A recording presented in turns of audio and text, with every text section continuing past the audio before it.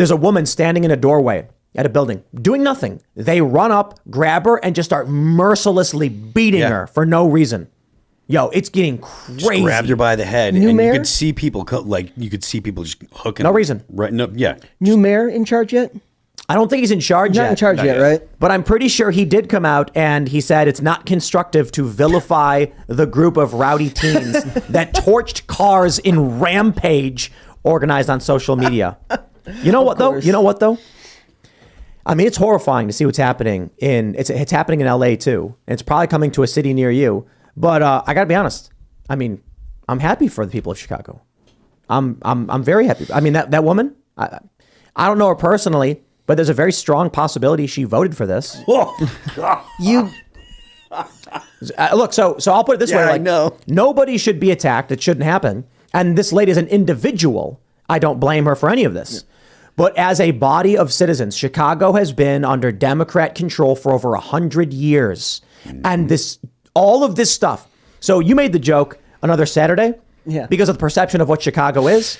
Having grown up there, I've certainly seen similar things to this, but never this bad. Okay. And at this point now, I'm like, I'm not surprised. This is the trajectory of the city.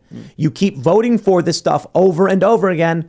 Don't be surprised. The new mayor-elect says, don't demonize them. It's not constructive.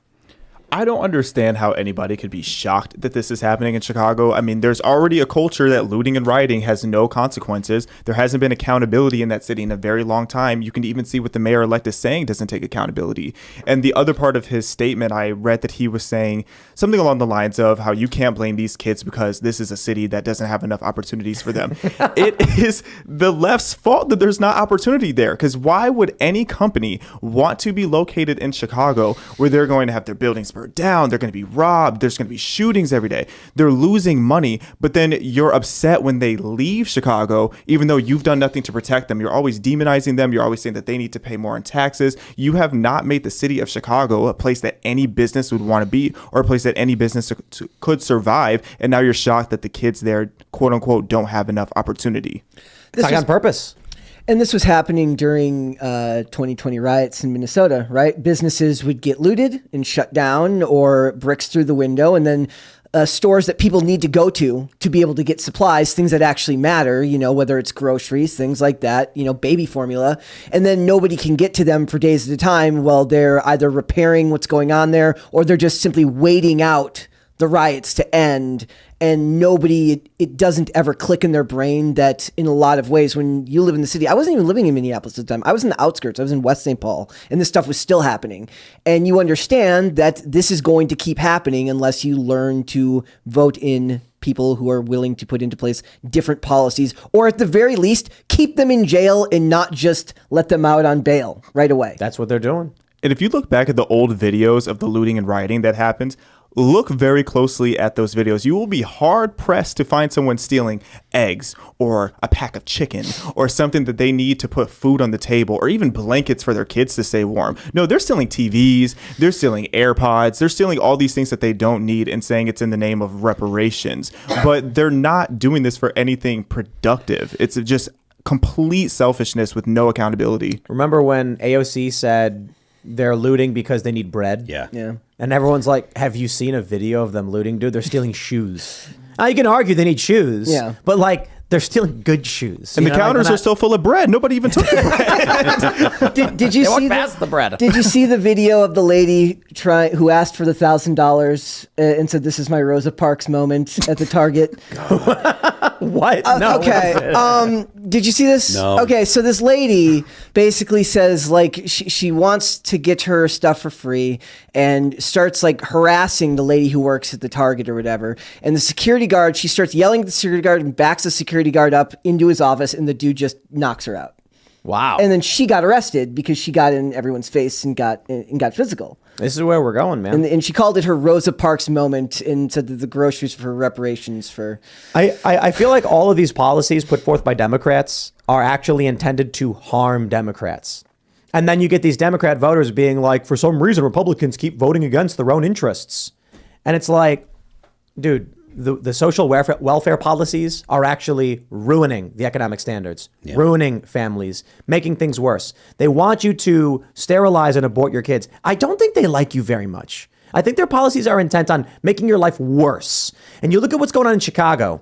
And when this mayor-elect says, this is Brandon Johnson, don't demonize these teenage boys. 2 of 16 and 17 were shot. And he's like, well, it's almost like they want this stuff to happen. Bad things to all of the people of the city. But you know what, man? I can't be mad about it because they voted for it. So it's like, if you're a conservative or a moderate and you live in Chicago, I guess at this point I'm like, I'm sorry that this is happening to you, I guess. But like, you're choosing to live in a city where all of this stuff is going down. And I know people always say, oh, but it's like, you don't understand. I don't have the money. I can't move. It's too hard. The example that I give is, if your house was on fire, you wouldn't stop and think, well, I could leave, but I have nowhere else to go. No, you run out the door. You stand barefoot outside thinking, what do I do now? So these people were saying, like, I can't get out of Chicago. All you're really telling me is the fire hasn't reached your house yet. You can't convince me that the left is not a death cult, because everything that they stand for, both legislatively and ideologically, just relate to the demise of society, whether it's obesity, whether it's how hard they push for abortion, whether it's allowing all these crimes and murders to happen in the cities. Everything that you look at with them leads to depopulation, or it leads to just less people happening. Even everything with same sex, it's like they don't even want these heterosexual couples to be able to have kids. They're wanting to sterilize kids with the trans stuff. Everything that the left does leads to death. Has anybody else noticed that? Yeah. And that's why I was saying, like, I don't think they like you very much. Like, you go to your politician and the Republican guy says, hey, man, you should have more kids. It's like, okay, he's basically telling you to survive. He likes you. There should be more of you. These Democrats go, have you considered aborting that baby? And it's like, that's something you would say to someone you don't like. Like, you go to, if there's like these 2 women, right? Imagine there's 2 women and one woman is pregnant and they hate each other's guts. Yeah, one woman, the one woman's going to go there and be like, abort your kid. Like, that's not a nice thing to say to somebody. They'll probably call themselves humanists as well. Yes, they'll say they'll say we are secular humanists, and they'll tell you that they believe that they want good things for the human race, but they want fewer humans. It's not that they dislike you, it's that they like the planet more. Therefore, they want the planet to survive because humans, according to them, are basically a blight.